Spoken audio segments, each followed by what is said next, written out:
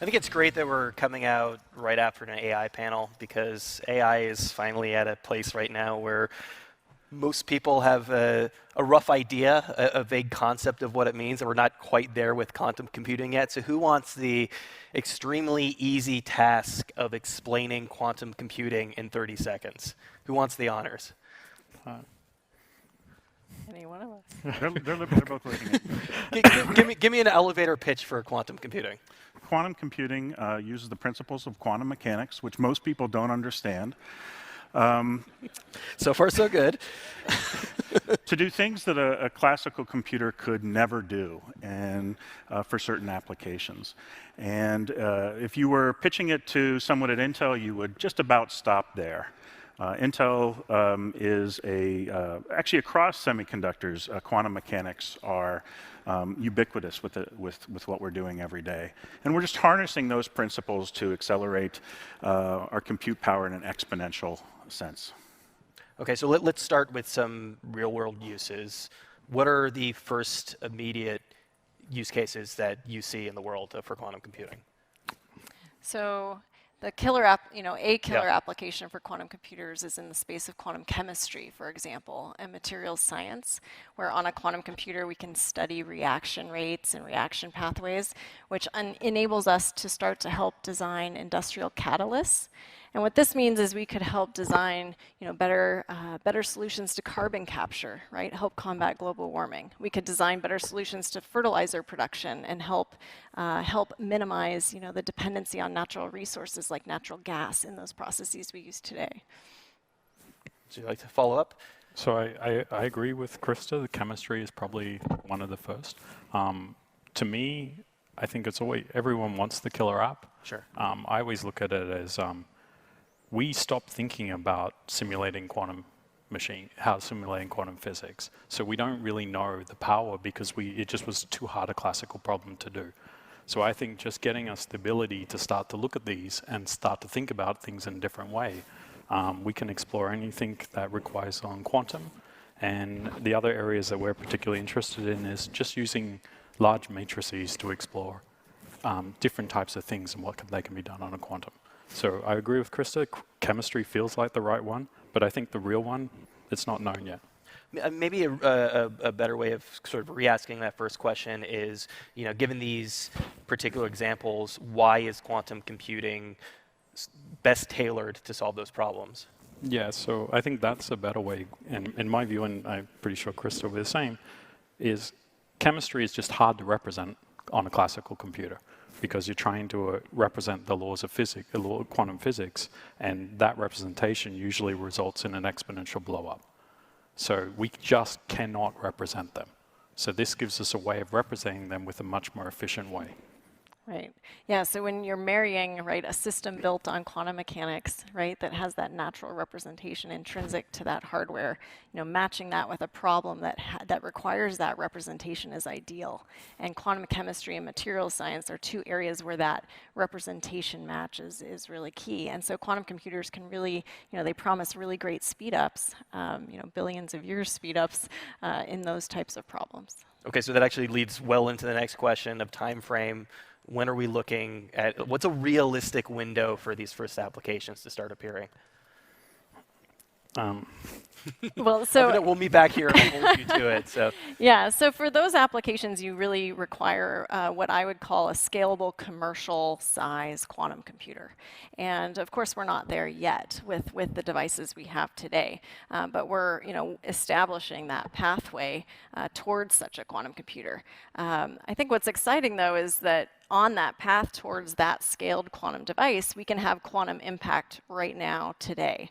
And so as we've learned about these algorithms for, say, quantum chemistry and materials science, as we've dug into quantum algorithms in general, we've learned new techniques that enable us to bring those solutions forward on classical hardware, and we call these quantum-inspired algorithms. So I think it's also important to realize that we have quantum impacts today, right, coming from the inspiration of quantum, enabling us to have speed-ups right now, even without that scaled quantum hardware. So I'm hearing 5 to 10 years from a lot of folks when it comes to actually, these being useful in our lives. Is that still fair. about right? That's fair. If you take a look at the history of semiconductors, the big inflection points have taken place on a 10 to 12-year time frame. The first transistor was 1947. The first integrated circuit was 1958. The first microprocessor, the Intel 4004, was 1970. So these big inflection points that change the world don't happen overnight. And so I think it's safe to say that 5 to 10 years for a quantum computer that's going to change your life or mine is probably quite reasonable. So I want to kind of drill down on some of those specifics as far as the roadblocks right now. What is the, everybody agrees that it's realistic. As you said, we are seeing some applications of these right now, but what are the major hurdles that companies need to overcome to get to that 5 to 10 year point? So I have a similar view to Krista. One of the biggest hurdles, and which puts the error bar on this number, is how much error correction is actually needed. So if you say, like, we got devices now at IBM, we give you through the cloud up to 20 qubits. That number will cross a point very soon that will be beyond what you can simulate. That will happen within a couple of years. If you go with the codes that we currently know in the community, there's a lot of overhead to keep pushing those error rates going down. So in a few years, we'll get to these devices, which we can't simulate, and we can now start to explore how do we make these applications work on realistic devices by using ideas from quantum information theory to push down the error rates. And so that puts this huge error bar on this time. I'm comfortable with this number because this is for sure where will be the period which will be way past where we can simulate, where we can explore these applications and reduce these errors through mathematical techniques. So this is the point in the panel where I kind of turn everyone against each other. Why is each, obviously all of you are from very, very venerable companies. Why is each one of them uniquely suited to bring that breakthrough? I'll start. We're really excited about what's known as a spin qubit in silicon. These spin qubits in silicon, they look very similar to a conventional transistor. And instead of flow of current, we trap a single electron and we manipulate that. Intel makes 400 quadrillion transistors a year. That's one transistor for everyone on the planet per minute of every hour. That's a lot of transistors. So if we can harness that knowledge and our manufacturing prowess to bring a qubit system like that, we think that that's an advantage for us from a commercial perspective. Chris, I think Microsoft's taking a kind of unique approach to the space. Can you talk about that? Yeah, so our approach is different from the other two approaches represented here today. We're working on what's called a topological qubit. And it's really with this commercial scale quantum computing system in mind that we are investing in this topological qubit design and topological based system. The idea here is that by really developing a qubit that is more resistant to errors, we will be able to scale more rapidly and have less overhead in terms of other resources in the quantum computing system required to reach full scale, to do the types of problems we talked about at the beginning of our session. But it seems like everybody is essentially kind of on a similar timeline right now. Obviously, IBM got a bit of a head start. You've been working on this for a while now.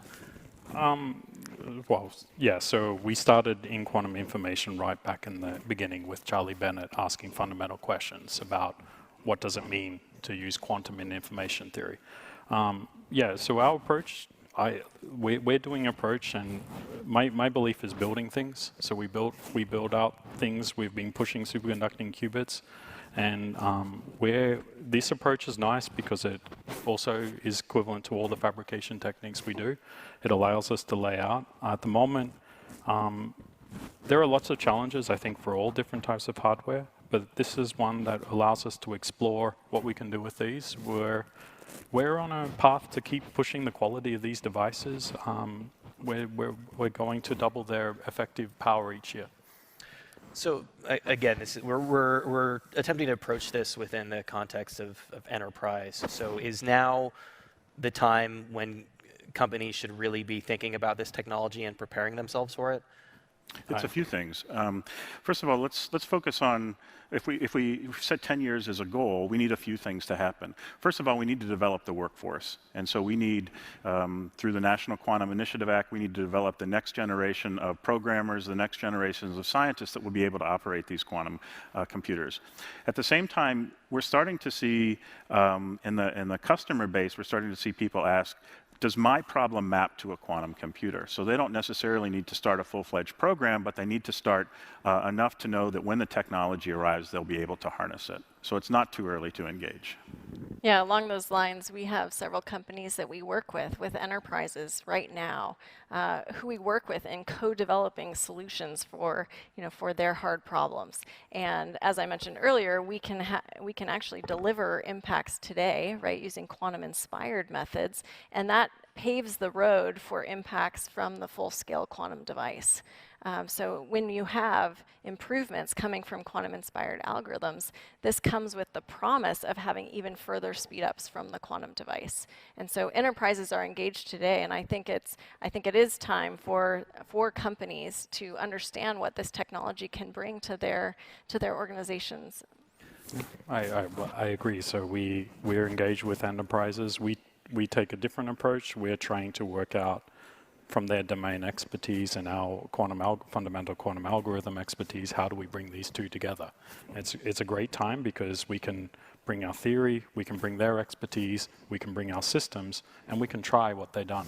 With multiple companies now, we've done joint publications showing how their use cases perform on our hardware, how it will go forward, and it's the right time. We like to say getting quantum ready. Yeah, obviously everybody wants to be ahead of the curve. What can companies do in-house to prepare their staff for the technology? I think what Jim said, getting educated, understanding, getting some intuition for how this does, because there's a different model of computation. It doesn't work the standard way. Applications that you had will map differently on a quantum computer, so understanding what can be done, working with multiple different companies, working with scientists to see how these things apply, just learning and experimenting with machines that are out there or with the simulators that they have access to. Right, there are tools, right, that companies can use today to already start learning about quantum solutions and quantum impacts they can have for their business. We just came, the previous panel on AI, right? Many companies are learning about AI and machine learning and how that can be brought to their business with tools. For example, at Microsoft, we have the Quantum Development Kit and Q#, which is a quantum algorithms focused programming language. You can already start programming quantum algorithms. You can simulate those algorithms, which enables you to start debugging those algorithms, profiling, optimizing them. You can also resource estimate, so you can understand, for a problem that you're thinking about, how big of a quantum computer might I need? How many qubits? What's the, how much runtime? And so you can actually use the tools that we open sourced in July to start studying and developing quantum algorithms today. And that's a great way for companies and people at companies and developers in general to start engaging with quantum now. I think there's an interesting question here too. You alluded to it a little bit earlier, but of actually educating the workforce, not just within companies. I'm curious what each of your individual companies are doing on that end. I mean, are you taking a proactive approach to make sure that the U.S. workforce is competitive and is ahead of the curve for this technology? So this is actually one of the areas where the three companies agree. We've all been active in the National Quantum Initiative Act, which was signed by the President last December. And what you're seeing actually in the past few weeks is sort of as appropriations get released, is you're starting to see actions by the DOE, NSF, and NIST, and their goal is to stimulate the workforce. So I think this is an area where there's a lot of room to grow, and tends to have not only support from companies such as us, but on Capitol Hill it had bipartisan, bicameral support signed by the president. These are things that you just don't hear very often. Yeah, I feel like when we're talking about the U.S. workforce being competitive, we're often kind of chasing current problems. What role can the government has it played, and what role can it continue to play in order to make sure that we remain competitive in the space? Well, continuing to funnel funding in this direction for the development of curriculum, on-the-job training opportunities, fellowship, and of course, research, continued research in the various technologies. Quantum information sciences is a broad field from which we will see many, many positive impacts. Quantum computing is one area. There are also quantum sensors, quantum communication, right? Quantum algorithms we spoke about. Lots of avenues here where the government can continue to help bolster a future quantum economy here in the United States. A big one is curriculum development as well, and enabling more on-the-job training. And Microsoft, for example, is partnered with universities to help bring curriculum forward in this space, as I believe the other companies here are as well. It's super important that we educate towards STEM in the United States, build that at the undergraduate level and even younger, not just the graduate level as well. Are there real-world examples of universities that are currently doing a good job of this? Is there, if I'm a university student right now, can I get a degree? Will I be set on the right path? I think so. I think Yeah, there there are multiple are. universities that are doing a good job teaching quantum. I know, like Microsoft, we are also partnering with a lot of them to take our tools that we're offering for them to use to work on. I think the US has a lot of great universities. I think MIT, Maryland, they're all really making quantum information a core part of their work. And what's a good example of of a company right now, in the enterprise that's doing a particularly good job of educating within and getting themselves ready for this technology? Well, we have several enterprises we're working with that are doing Sure. just that. So Yeah. I can give those examples. For example, we're working with Willis Towers Watson, which is a brokerage and solutions company, working with them on portfolio optimization. We're working with Dubai Electricity and Water Authority on energy grid optimization and using quantum solutions in these spaces. And more recently, we've announced that we've had a partnership with Case Western Reserve University, where we are able to, in partnership with Mark Griswold and his team there, improve MRI scan speeds by 3 times and bring about 30% higher accuracy, better image precision for MRIs, which now unlocks the ability to do better medical diagnoses, the ability to detect things like cancer, multiple sclerosis, epilepsy very, very early. And so these 3 examples, they're engaging now around quantum, and they're seeing quantum impacts today. So what actually can be done? What can be done in the quantum space right now? Again, I feel like those are some good examples, but again, we're talking about these further off things. So if you do sort of want to sit down and get familiarized with the technology, what does it look like in 2019? Well, right now, I think out of all the companies, the only one that has devices available is IBM. You can go there and work and just start using them. Krista mentioned 3 companies. We're partnering with many like JSR, JPMC, Mitsubishi Chemical. They're all interested in understanding. I don't like to call them toy problems. They're beyond simple toy demonstrations. They're not at solutions. We need a nice word for starting to get complicated enough that you can explore how things will scale, how errors will affect it. So it's more about familiarizing yourself with the technology versus solving one of these big problems? Or more understanding, in the future, we're going to need to understand when it's going to be important, how these problems will scale as I make them larger, and getting a good grasp of how it's going to work as the technology continues to improve. How to map the current problems to a quantum computer. You can begin to do that with small systems or with small simulators. Great. So again, we're talking about these larger companies. Again, obviously, all of you are from really large companies yourselves. What are some of the opportunities we're seeing in the startup space right now? What can a smaller company do to actually get involved in this technology, and what problems can they solve? There's something like over 100 startups in the quantum computing space, and these have been documented. The space is a little inverted to some new technologies, and there's relatively few in the hardware space and more in the software application space. And some of the smaller companies in the startup space are actually building the infrastructure for the hardware, whether it's dilution refrigerators that we need to cool our samples, or even just the wiring or interconnects that we need to communicate information. It's a myriad of skills that they have. I would say that the startups tend to be more heavily weighted for the top of the compute stack. So in our experience, we have a good relationship with a few startups as well.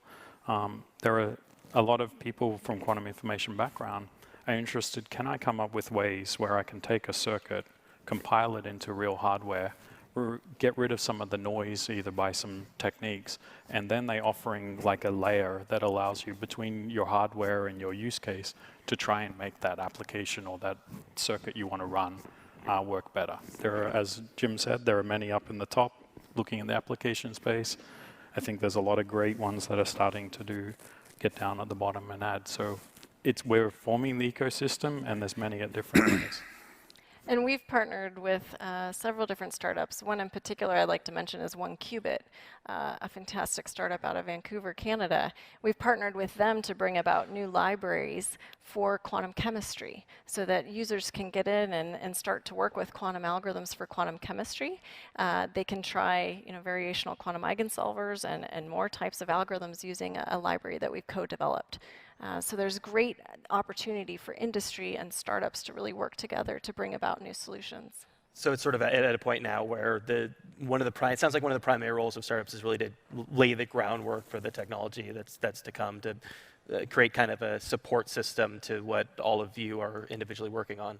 I think they have to be part of the ecosystem, and as this explores, you're going to have enterprise companies, you're going to have startups, and how this all goes together and how it mixes with, as Jim said, the NQI and government labs.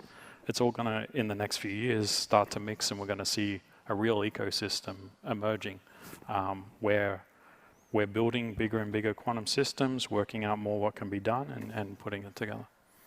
Obviously, we're all really friendly when we're on stage, but in certain ways, you are competitors. I'm wondering how much synergy there is between the companies, in what ways you are working together. It does seem everybody is kind of working toward a common end, again, perhaps taking different approaches, but are companies working together to further the technology?